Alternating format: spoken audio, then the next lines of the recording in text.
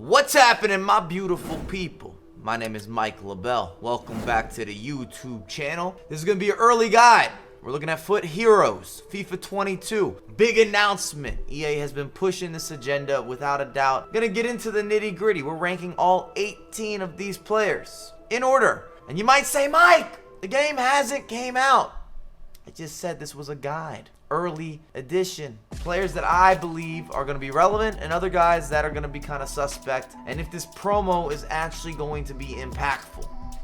If you love it, you like it, you support it, you know what to do. Run it up in the video. Let me know. What is your thought process around FUT Heroes? Do you enjoy the concept? Do you feel that it was executed properly? Are these players actually going to shift anything with your squad building? And some of this does deal with releases, price points, unlockables, the mythology or methodology. Those are two different types of words. We went to the Greek route, and now we've brought this back to how to attain, achieve, and timelines involved. Also having a weird hair day, unrelated. 18 players, quick fire, coming in with that heavy hitter. I got those weighted gloves. Campos, pretty simple. He's a 5'7" goalkeeper. 84 speed makes him the fastest goalkeeper ever. But this is the reality, at least FIFA wise. We have never experienced a competitive goalkeeper that was 5'10" or shorter.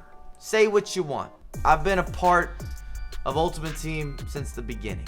Started playing FIFA in 2004. I can't recall anyone who stood out. The closest might be Casillas, and he was still coming in at 6 feet. Even. The cat, moving, grooving, reactions at a premium. Campos is like having a credit card with low limits. You still have the credit card, you still have a line of credit, but your max out is early, or at least limited. Dudek, not excited, looks like a normalish goalkeeper. There's no reason for me to give you a deep dive of a projection. If you're new to the channel, goalkeepers never have high priority when I'm putting together a list. There's too much proof in the pudding, or pudding in the proof, that needs to be accounted for.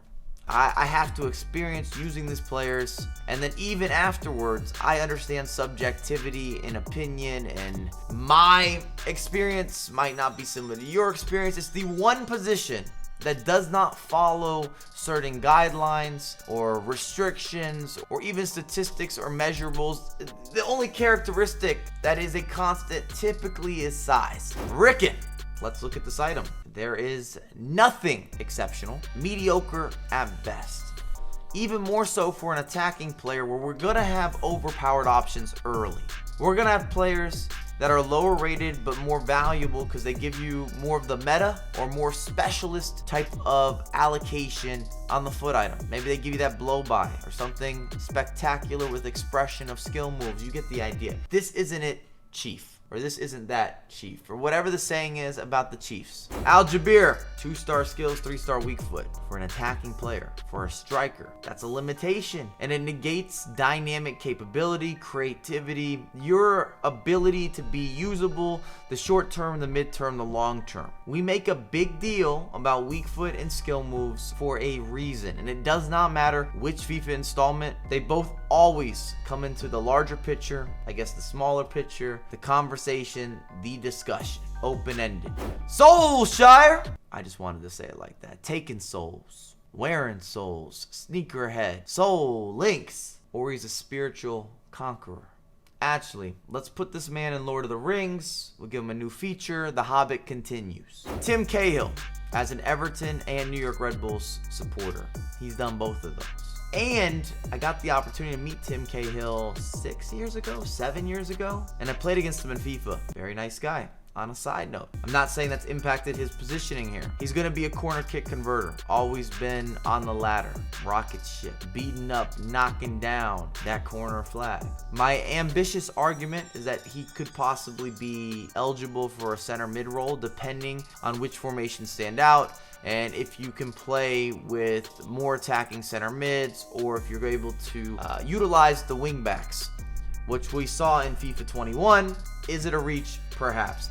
Is this biased? Perhaps. But I've got Tim Cahill at number 13, and that's what it is. Super Mario Gomez and Diego Milito, almost identical, nearly. They're both going to be traditional number 9s, and as important and high value, and just this need, this want, this desire.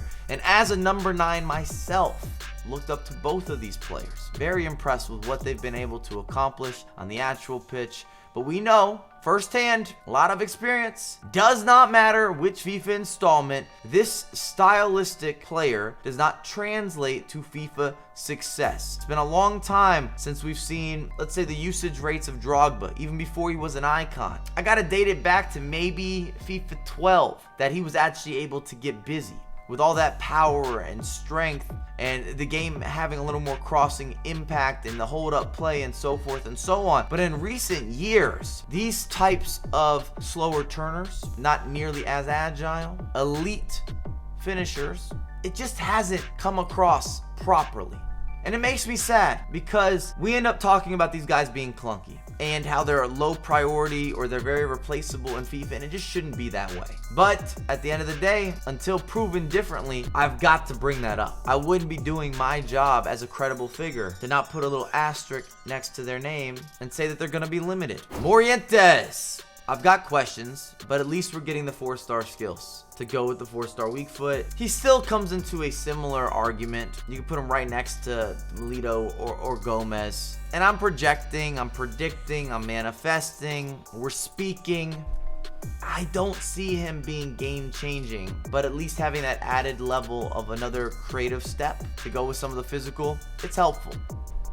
And we will have surprises. I can't say for sure which of these candidates in the FUT Heroes collective will be part of those surprises, where they end up being a little more of an anomaly, or the statistics don't always make sense and they overperform. That happens every single year, the same way that we have fraudulent discussion. In FIFA 21 alone, I made 4 or 5 videos easily about fraudulent players and how you're not getting the most, and it's not even your fault. The stats don't make sense. Jurgen, I'm intrigued. Short-term value, upfront cost. He can help you build the foundation for the home, but probably won't be there for the actual interior decor. Maybe a better example is that he could be a starter property, but this isn't your long-term or your mansion later on in life. The penthouse, probably not. Freddie Ljungberg!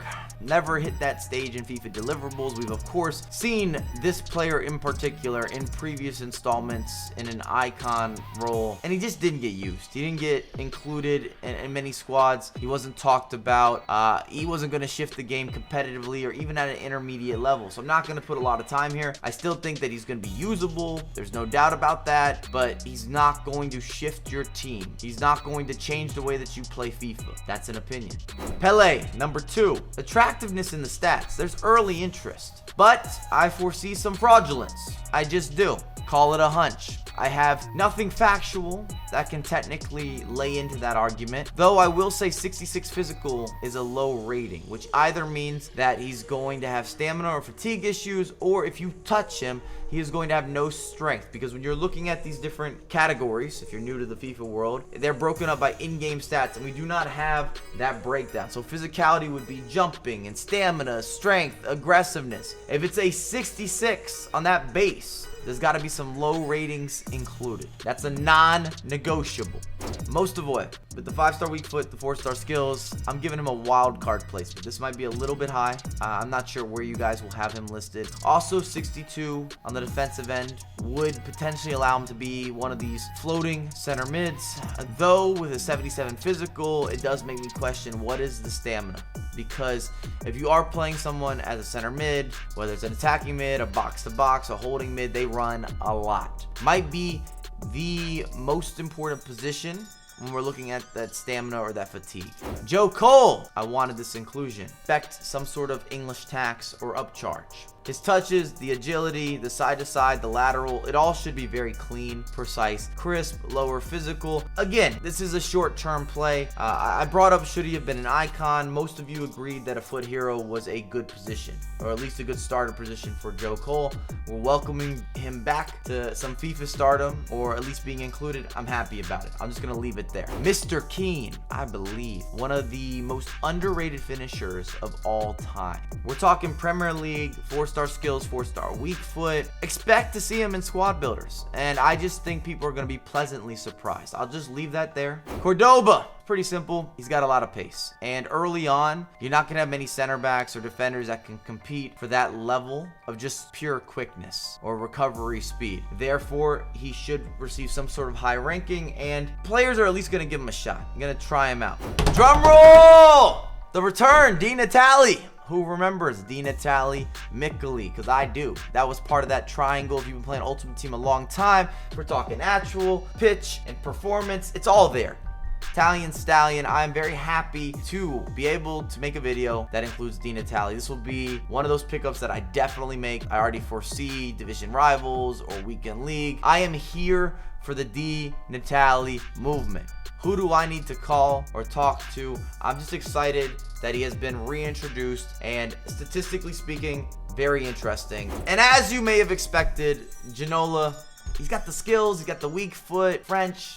This is special. The rating, we'll see what the situation looks like in terms of a free market transfer or a pickup or SBC or however they're gonna give these out, or they're gonna be sorted. I don't think we have direct confirmation. There's been leaks, there's been teases. I see on Reddit quotations, but I like official announcements if we're gonna do reporting, or I'm at least gonna give you that disclaimer. He's got to be the clear number one. If you were making this list, I'm sure that you agree. If you're doing it at home, we're stirring the conversation. Chef Dirty has returned, and that's where we're gonna end the video. Let me know, what do you think with these players? If you enjoyed everything, make sure to subscribe, turn on notifications. This is just the beginning. We're just starting to rev up for FIFA 22, and I have a lot more content coming out ASAP.